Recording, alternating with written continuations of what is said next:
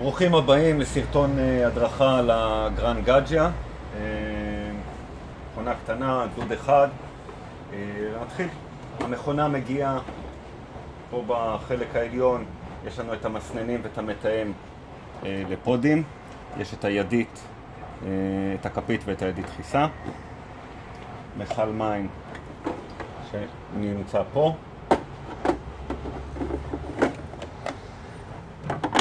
כל זה נמצא לנו בחלק העליון. כיבוי והדלקה של המכונה זה על ידי המתג מאחורה. למכונה יש כיבוי עצמי אחרי רבע שעה שהיא עובדת.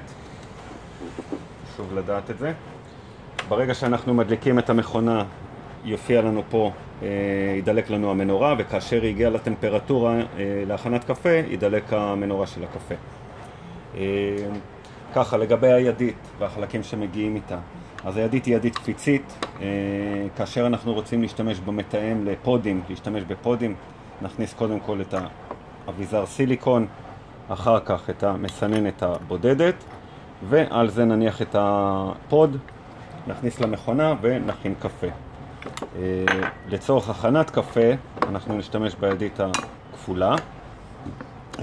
המכונה עובדת עם קפה שכבר טחון. אנחנו ממלאים את הכפית, ממלאים את המסננת, נותנים דחיסה קלה, זה לא צריך לדחוס בצורה אגרסיבית. מאוד מומלץ לתת למכונה לפני שמכינים, יש פלאש קטן, לראות שהמים יוצאים, לחבר את הידית, כמובן לוודא שהמכונה בטמפרטורה, ולהכין את הקפה. אין פה מזיגה אוטומטית, זה אומר שאנחנו עוצרים כאשר הכוס מלאה.